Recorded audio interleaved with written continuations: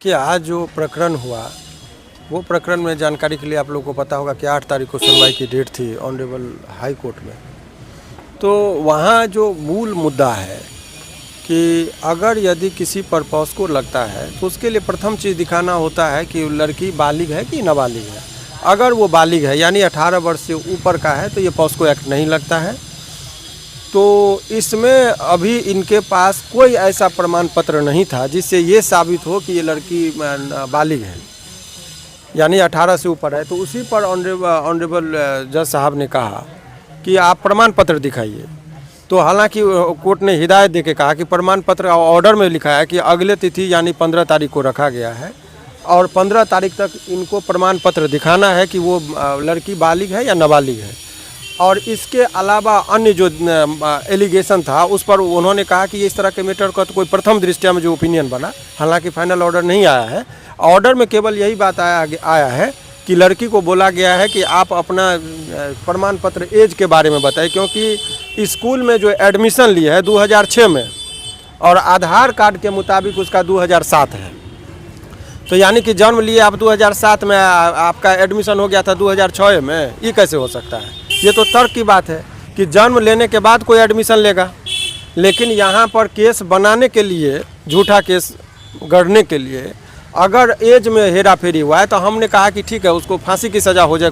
मैं वकील हूँ तो भी कह रहा हूँ, मुझे कोई आपत्ति नहीं। लेकिन फर्जी, यदि वो फर्जी केस करे तो उसको भी सज़ा होना चाहिए। आजकल जो पैटर्न चला है कि लड़का लड़की में प्रेम प्रसंग का मामला रहेगा और कुछ यदि अनबन होगा तो लड़का को रेप केस कर दिया और जेल भेज दीजिए, ये जो टेंडेंसी है उसी के वजह से हमने कहा कि उसका प्रमाण पत्र का जांच हो जाए और जो भी सत्य है वो आना चाहिए।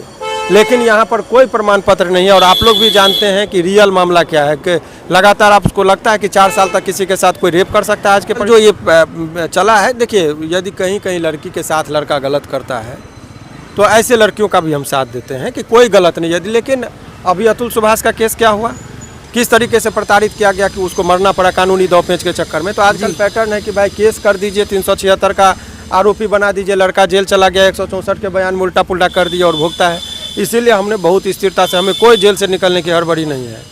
पहले ये जांच हो जाए और झूठा मुकदमा कर दिया है तो उसको भी जेल होना चाहिए, हमारा डिमांड ये है। उसी पर एज के लिए हम लोगों ने बोला है कि अब सर्टिफिकेट मांगा जाए, सर्टिफिकेट मांग रहा है। यानी सर रोशन रोय का जो 376 लगा था और पॉक्सो एक्ट लगाया गया था किरण सिंह के द्वारा, ये सर दोनों जो धारा है वो लगभग खत्म माना जाए। अभी नहीं बन रहा है, लेकिन उस 15 तारीख को सर्टिफिकेट की मांग की गई है। सर 15 तारीख को क्या होगा सर? 15 तारीख को ये लड़की को प्रमाण पत्र देना होगा कि आपका जन्म कब का है।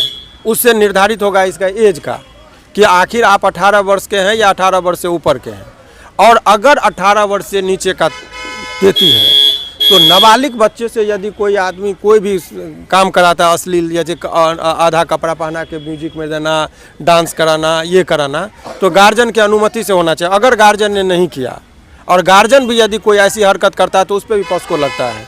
तो ये सब विभिन्न तरह की बातें हैं। देखिए, लेकिन क्या होता है सर, आज क्या मामला हुआ सर? आज क्या खास बात था? बात कह दिया कि बेल के बिंदु पर आए थे, प्रमाण पत्र नहीं है उसके पास जिससे ये साबित हो, और ना ही मेडिकल में, केवल मौखिक रूप से करी कि मेरे साथ दुष्कर्म हुआ, लेकिन कोई ना तो मेडिकल में कोई रिपोर्ट आया है, कोई कह रहा है कि मेरे साथ एबॉर्शन हुआ, तो उसका भी मेडिकल में जांच हो जाता है कि इसके साथ एबॉर्शन हुआ या नहीं हुआ। मतलब रोशन रोय के पक्ष में है सारा चीजें, अभी तक पूरा पक्ष में है।